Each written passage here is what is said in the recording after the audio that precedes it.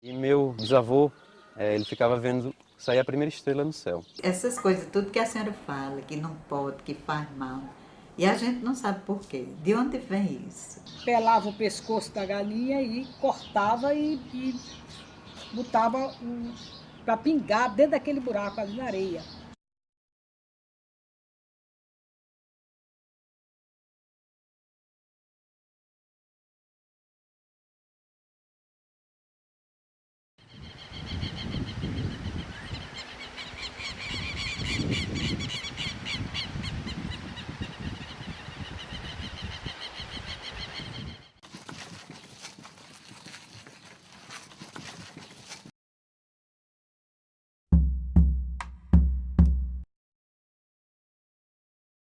Eu nasci de família católica, minha mãe é católica, meu pai é católico.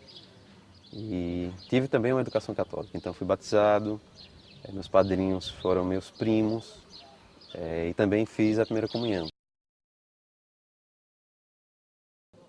Como eu não conheci muito meus avós paternos, aliás, não conheci nada, eles morreram antes que eu tinha nascido, eu sempre tive muita curiosidade para saber como eles eram, a vida deles, os costumes, religião, enfim. E aí eu perguntei a essa minha tia, né? Eu disse, tia, como era meu avô, como era a vida dele lá no sítio, lá em Salgadinho, no Seridó, como era isso?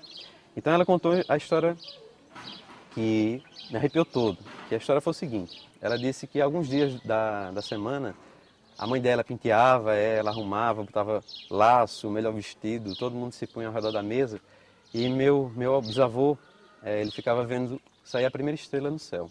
Então, quando saía a primeira estrela no céu, eles se trancavam em casa. A minha bisavó colocava todo mundo à mesa para jantar e acendiam-se as velas. E o meu avô, o Manuel Canuto de Oliveira, ele já bem idoso, ele já devia ter pelo menos 80 anos nessa época, porque ele casou tarde. Então, ele rezava e cantava numa língua que a minha tia, ela disse que não era o português. E que ela era muito criança, ela tinha uns 5 anos, e ela se divertia muito, porque ela ficava somente balbuciando aquelas canções, aquelas orações que ele fazia.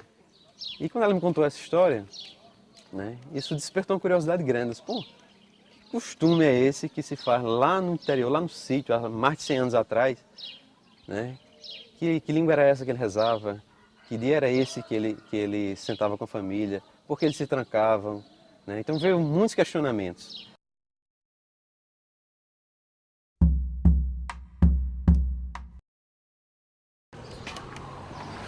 Oi, tudo bem? Como vão? Vamos entrar. Seu João tá aí? Tá, sim, ele tá aqui. Pode entrar. Nós aqui fomos a primeira família marrana aqui. E acredito que no Brasil todo, porque ninguém falava nem marrano. Que ano foi isso? Ninguém sabia o que era nem marrano. Isso foi em 1972, mais ou menos. Imaginávamos que aqueles que tinham sido, mesmo aqueles que tinham sido colocados na Câmara de Gás, fossem protestantes, fossem luteranos. O que nós sabíamos de judaísmo era descendência.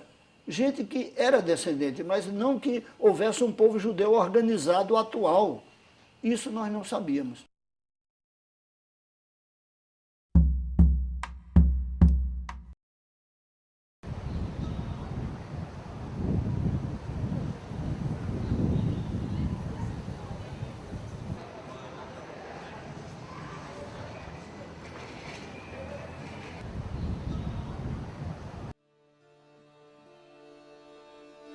Apenas me restaram lembranças, recordações a que me avizinham, tesouros que são minha herança, guardados com muito carinho.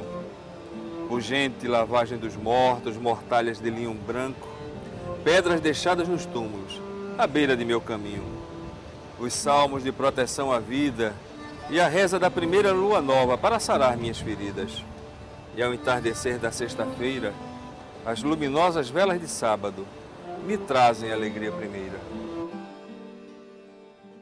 Eles viviam aqui no Brasil, no sertão, aqui em São Paulo, em Minas Gerais, em Rio de Janeiro, nos engenhos, nas cidades, nas vilas do ouro.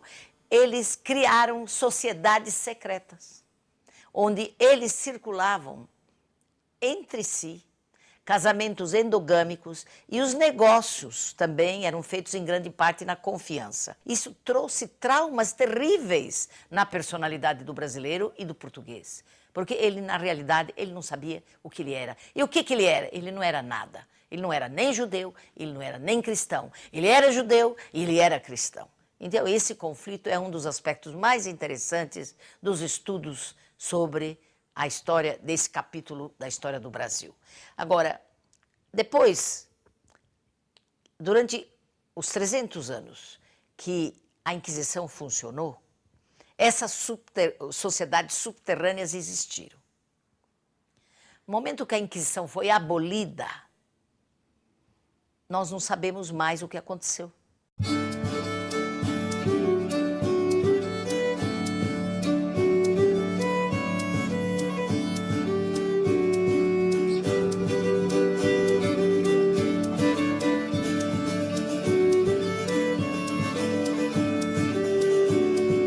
Arbólicos de almendra que yo planté, por los tus ojos pedrolí, cincheron mis hombros y mis brazos, de los tuyos engresados, que yo por ti, que yo por ti, que yo por ti me muero yo.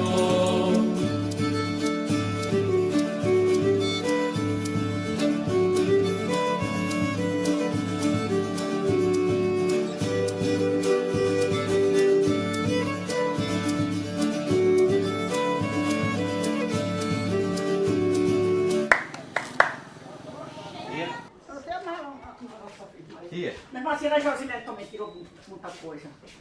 é bom, mestre.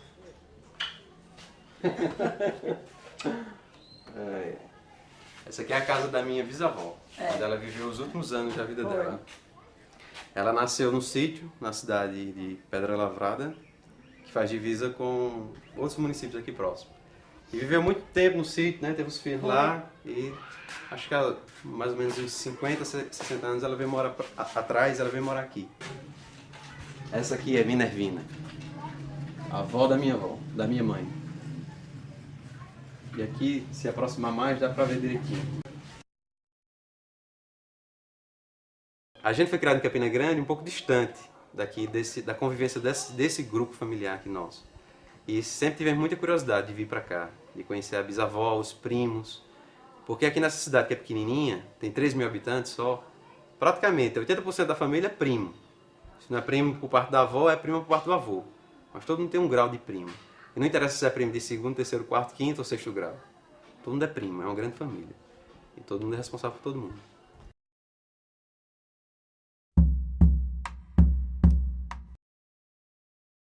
O Herberton Cordeiro Rodrigues.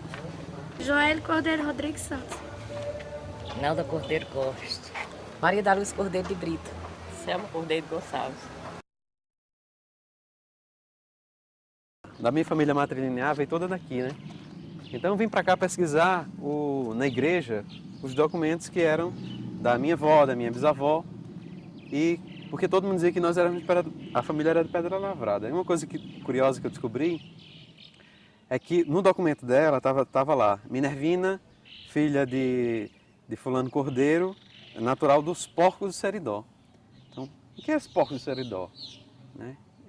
Aí eu vim descobrir que Porcos é um sítio, porque os primeiros cordeiros daqui há 150, 200 anos atrás, eles não nasciam na cidade, eles nasciam no sítio.